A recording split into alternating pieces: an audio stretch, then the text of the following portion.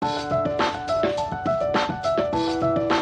this video, we are going to discuss one of the most important topic of digital electronics, that is multiplexer, which is also called as MUX, and demultiplexer, which is also called as DMUX.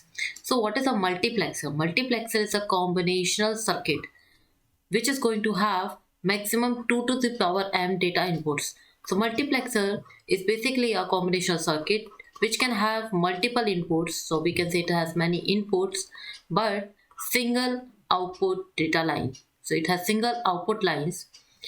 So what it is going to do, suppose these inputs lines are working as a switch. So this switch will be connected at one input at a time. So it is going to select one of the input from these given inputs and will connect that input to the output side.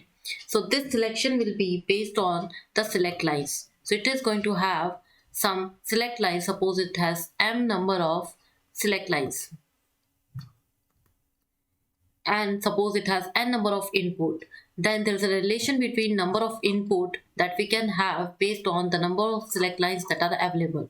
So the maximum number of input that we can have is n should be less than or equals to 2 to the power m. So we can have maximum 2 to the power m number of inputs, where m is the number of select lines. So this relation is again very important for all the exams.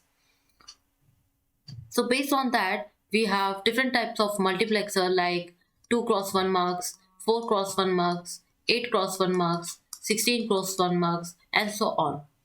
So multiplexer is going to select one of the input at a time or information to be transmitted from one of the input to the output side. That is why it is also called as data selector.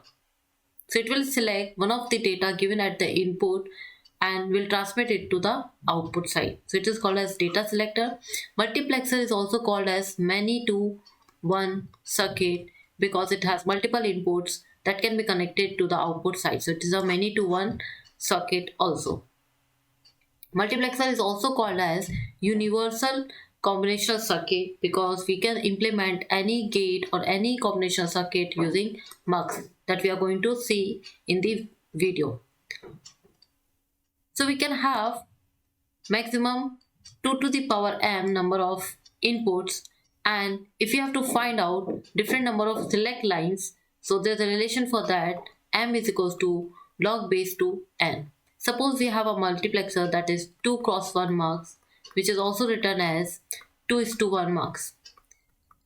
So it will have two inputs and single output. So how many select lines it requires? So n value is 2, 1 is output. So m will be log base to 2. So this is going to be 1. So we need only one select line for this.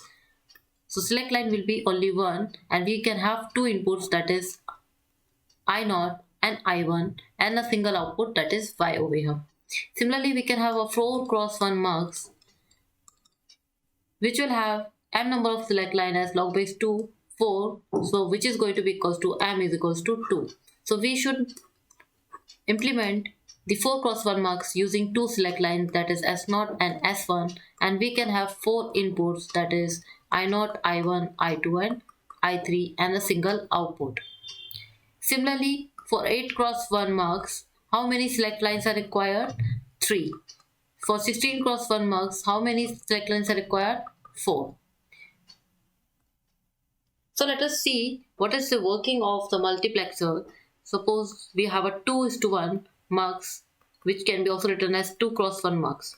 So it is basically having two inputs, that is I0 and I1, and one select line S and one output line, that is Y. So if we write a truth table for the multiplexer, it is basically working as a data selector. So suppose there is a switch over here which will be connected at one of the input at a time depending upon the status of this select line. So if select line value is 0, then output will be I0, and if select line is 1, then output value will be I1. So we can write the expression of Y as S bar into I0 plus S into I1. So using this expression, we can determine the value of Y. Similarly, we can have a 4:1 mux which will have four inputs as I0, I1, I2 and I3 and a single output. And if we have four number of inputs, then how many select lines we need? We need two select line in this case, that is going to be S0 and S1. So it is a 4:1 marks. If we write the expression of y, that will be, it will depend upon the status of S1 and S0. So if S1 and S0 status are 0, 0, the output y will be equals to I0. If it is 0, 1, output y will be I1. If it is 1, 0, it will be I2. And if it is 1, 1, it is going to be I3.